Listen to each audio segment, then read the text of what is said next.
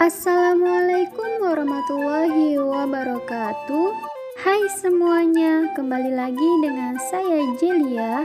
Kali ini saya akan membahas tentang materi Maslow. Nah, apa itu teori Maslow? Yuk, simak video berikut ini ya. Abraham Maslow adalah teoritikus yang banyak memberi inspirasi dalam teori kepribadian. Ia juga seorang psikolog yang berasal dari Amerika dan menjadi seorang pelopor aliran psikologi humanistik. Ia terkenal dengan teorinya tentang hierarki kebutuhan manusia. Hierarki kebutuhan Maslow merupakan salah satu teori motivasi yang terdiri dari model 5 tingkat kebutuhan manusia. Biasanya sering digambarkan sebagai tingkat hierarki dalam bentuk kerucut atau mirip seperti piramida. Kebutuhan itu adalah kebutuhan fisiologis, kebutuhan keamanan, kebutuhan cinta dan rasa memiliki, kebutuhan harga diri, dan kebutuhan untuk aktualisasi diri. 5 tahap hierarki kebutuhan Maslow. Maslow menyatakan bahwa orang termotivasi untuk mencapai kebutuhan tertentu dan bahwa beberapa kebutuhan didahulukan daripada kebutuhan yang lain. Kebutuhan kita yang paling mendasar adalah kelangsungan hidup fisik atau fisiologis, dan kebutuhan ini akan menjadi hal pertama yang akan memotivasi perilaku kita. Setelah level itu terpenuhi, maka kita akan melangkah pada level kebutuhan berikutnya yang memotivasi perilaku kita dan seterusnya. Tingkat yang mendasar yaitu kebutuhan fisiologis. Kebutuhan fisiologis ini merupakan kebutuhan dasar untuk mempertahankan kelangsungan hidup manusia, misalnya udara, makanan, minuman, tempat tinggal, pakaian, kehangatan, dan tidur. Jika kebutuhan tersebut tidak terpenuhi, maka tubuh manusia tidak dapat berfungsi secara optimal. Maslow mengatakan kebutuhan fisiologis yang paling penting karena semua kebutuhan lainnya menjadi sekunder sampai kebutuhan ini terpenuhi. Selanjutnya, yaitu kebutuhan rasa aman.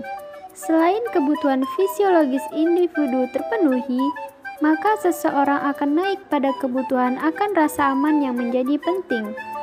Orang ingin akan melakukan keteraturan, prediktabilitas, dan memegang kontrol dalam hidup mereka.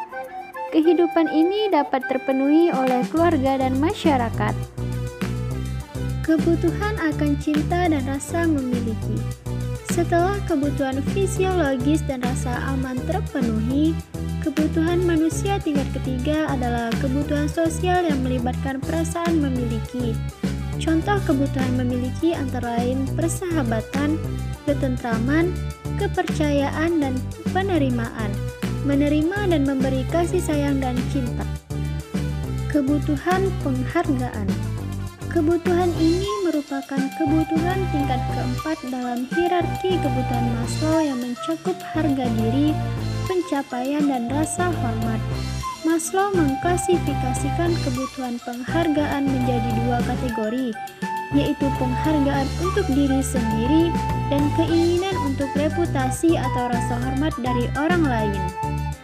Tingkat terakhir yaitu kebutuhan untuk mengaktualisasikan diri. Kebutuhan tingkat tertinggi yaitu kebutuhan untuk mengaktualisasikan diri. Kebutuhan ini dapat tercapai apabila seorang individu berhasil memenuhi keempat kebutuhan sebelumnya. Aktualisasi diri dapat diartikan sebagai wujud sesungguhnya untuk mencerminkan harapan serta keinginan seorang individu terhadap dirinya sendiri. Dalam penggambaran aktualisasi diri yang diberikan oleh Abraham Maslow, aktualisasi diri ini berperan sebagai kebutuhan seorang individu untuk memutuskan keinginan mereka. Kita sudah mengetahui secara singkat mengenai teori Maslow. Nah, sekarang mari kita menganalisis bagaimana penerapan teori Maslow di dalam sebuah cerpen Lenyap Tinggal Sesal karya Nurfara Asikin. Pada kutipan pertama, yaitu setelah selesai memasak, si ibu pergi ke sawah dan tak lupa menitipkan pesan kepada anak sulungnya untuk tidak memakan lauk pauk yang ia sediakan untuk makan malam mereka. Namun, hasrat yang tinggi membuat putranya itu tergiur dan lupa dengan pesan serta nasihat ibunya. Nah, artinya, sang tokoh anak sedang berada pada tingkat teori pertama. Mengapa demikian? Karena makan merupakan kebutuhan fisiologis yang merupakan kebutuhan dasar untuk mempertahankan kelangsungan hidup manusia. Pada kutipan selanjutnya yaitu, akhirnya petang pun datang. Namun alangkah terkejutnya si ibu melihat lauk pauk yang ia titipkan tadi sudah ludes habis dimakan putranya tersebut. Amarah pun berhasil menguasai diri si ibu, hingga membuatnya tak lagi canggung untuk memarahi dan mencubit putranya itu. Sekejap rasa kasih sayang pun langsung berganti dengan amarah kekecewaan. Dari kutipan berikut, menandakan bahwa tokoh sang ibu sedang berada pada tingkat kebutuhan penghargaan, yaitu sang ibu ingin dihormati oleh putranya dan tidak ingin ucapannya dibantah. Selanjutnya, pada kutipan, tak ingin dikuasai amarah, si ayah terus berupaya memberikan pengertian kepada putranya agar tidak mementingkan dirinya sendiri. Namun, tanpa merasa bersalah sedikit pun, putranya itu kembali membantah perkataan ayahnya untuk kedua kalinya dan mengatakan bahwa ayah dan ibunya membesar-besarkan masalah yang menurutnya sepele. Sampailah satu titik, si ayah tak mampu lagi membendung amarahnya. Seketika tanpa sadar, tangannya bergerak mendarat ke pipi putranya tersebut.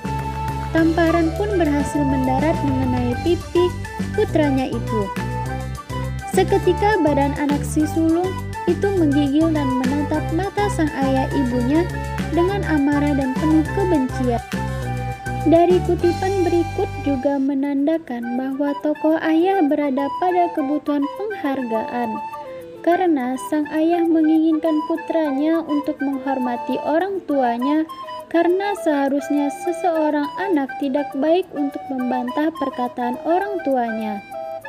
Sedangkan dari sudut pandang tokoh anak, sang anak tengah berada pada kebutuhan keamanan karena seharusnya orang tuanya tidak terlalu membesar-besarkan masalah, apalagi sampai terjadi kekerasan fisik di dalamnya.